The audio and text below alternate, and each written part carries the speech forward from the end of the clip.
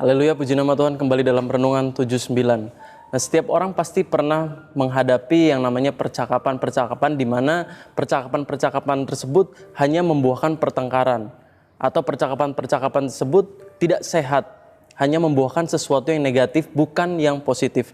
Nah, dalam Alkitab dalam Amsal 26, kita telah sampai dalam Amsal 26. Dalam Amsal 26 ayat 4 sampai ayat yang kelima adalah bagaimana cara kita menanggapi atau meresponi percakapan-percakapan yang negatif, percakapan-percakapan yang tidak sehat. Ayat yang 4 sampai 5 akan saya bacakan terlebih dahulu. Jangan menjawab orang bebal menurut kebodohannya, supaya jangan engkau sendiri menjadi sama dengan dia. Jawablah orang bebal menurut kebodohannya, supaya jangan ia menganggap dirinya bijak. Nah, seringkali kita bingung harus menanggapi orang-orang yang tersebut seperti apa. Kita seringkali bimbang harus menanggapi orang-orang yang negatif itu seperti apa. Atau bagaimana kita menghindari percakapan-percakapan yang tidak sehat. Nah, pada ayat yang keempat, respon yang pertama yang bisa kita lakukan untuk menanggapi orang-orang yang bebal itu adalah jangan menjawab orang-orang bebal menurut kebodohannya. Supaya apa? Supaya jangan kita sendiri menjadi sama seperti mereka. Nah, orang-orang bebal itu seperti apa? Orang-orang bebal itu adalah orang-orang yang tidak peduli dengan pandangan orang lain. Orang yang selalu menganggap dirinya benar, orang yang tidak jujur, orang yang hanya selalu membuat huru-hara, orang yang membenci ilmu, orang yang membenci pengetahuan, orang yang membenci firman Tuhan, orang yang membenci pengajaran. Itu adalah orang-orang yang bebal, yang menganggap dirinya selalu benar dibandingkan dengan orang lain.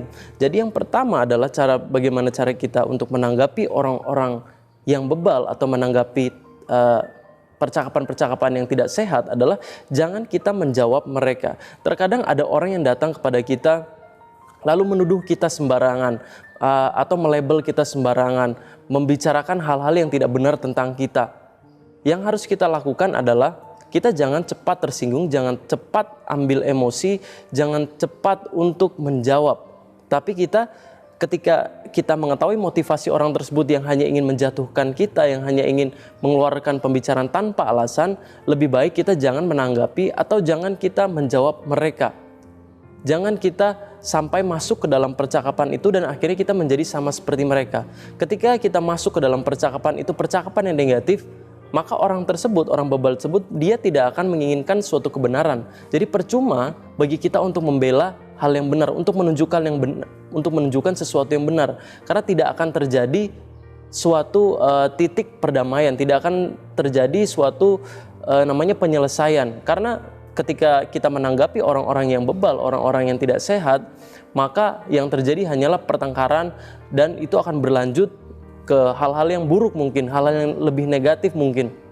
Oleh sebab itu lebih bijak kita untuk tidak menanggapi orang-orang tersebut. Nah, begitu juga ketika orang-orang yang menanyakan hal-hal tentang keagamaan. Apakah Yesus begini dan begitu? Apakah Tuhan begini dan begitu? Apakah Tuhan itu benar-benar Tritunggal atau tidak? Pertanyaan-pertanyaan yang seringkali kita dapatkan untuk memojokkan iman kita. Nah, kita harus melihat apakah motivasi mereka.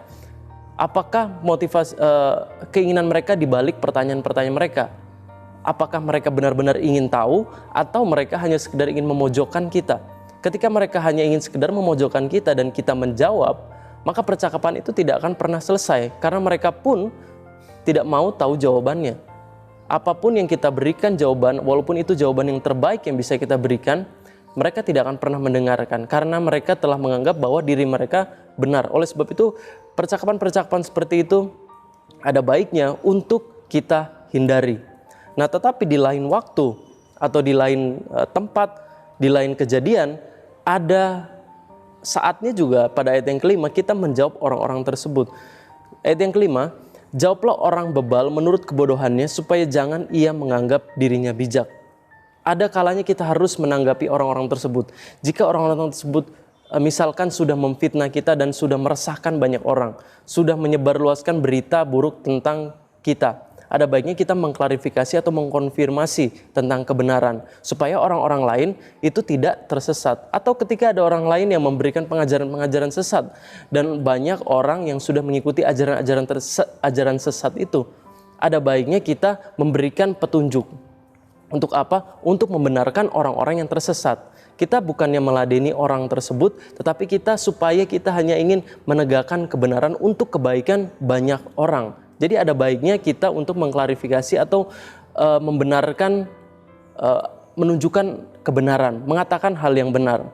Nah, kedua hal ini kita boleh menjawab atau kita tidak boleh menjawab, itu tergantung situasi dan peristiwa.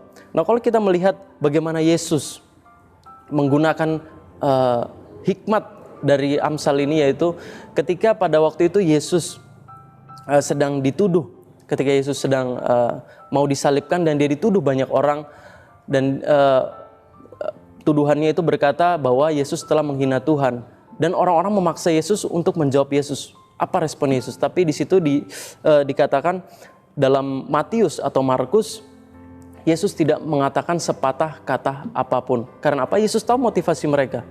Kalau Yesus pun menjawab, itu tidak akan menyelesaikan masalah. Kalau Yesus menjawab, itu hanya memperbesar masalah. Kalau Yesus menjawab, itu pun akan percuma karena mereka sudah yakin dengan kebenaran mereka. Jadi Yesus lebih memilih diam. Karena Yesus sudah melakukan banyak sekali mujizat, banyak sekali hal-hal kebenaran, sudah menunjukkan bukti-bukti bahwa dia telah melakukan kebenaran, tetapi orang lain tetap menuduh dia. Dan ketika orang lain tetap menuduh dia, hal yang bijaksana pada waktu itu untuk Yesus lakukan hanyalah diam. Karena jika ia mengeluarkan perkataan, maka hanya memperbesar masalah dan tidak akan menyelesaikan masalah. Itu adalah contoh ketika Yesus tidak menjawab orang-orang yang bebal. Nah, contoh kedua ketika Yesus menjawab orang-orang yang bebal. Ketika Yesus ditanya oleh orang-orang Saduki dengan pertanyaan-pertanyaan yang sesat. Contohnya dalam kitab Markus, Yesus ditanya bagaimana ketika ada seorang istri, sepasang suami istri, lalu suami meninggal, istrinya menikahi adiknya. Dan ketika adiknya meninggal, istrinya harus menikahi adiknya lagi sampai 7 bersaudara. Dan orang-orang bertanya, kalau di surga, kalau di hari kebangkitan, istri ini adalah milik siapa? Nah, orang-orang bertanya itu kepada Yesus. Tetapi Yesus tidak menjawab itu sesuai dengan kebodohan mereka.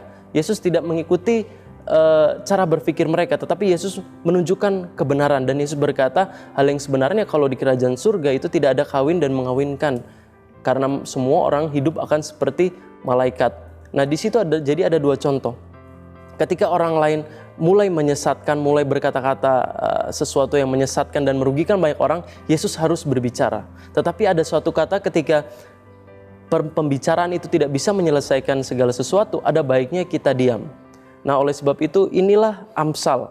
Amsal ditulis untuk bagaimana kita melakukan atau bertindak dalam kehidupan sehari-hari sesuai dengan kebenaran, dengan apa yang benar, apa yang baik di mata Tuhan. Jadi tidak semerta-merta, tidak selalu kita harus marah-marah ke orang lain, tidak selalu kita harus menjawab orang lain, tidak selalu juga kita harus diam kepada orang lain.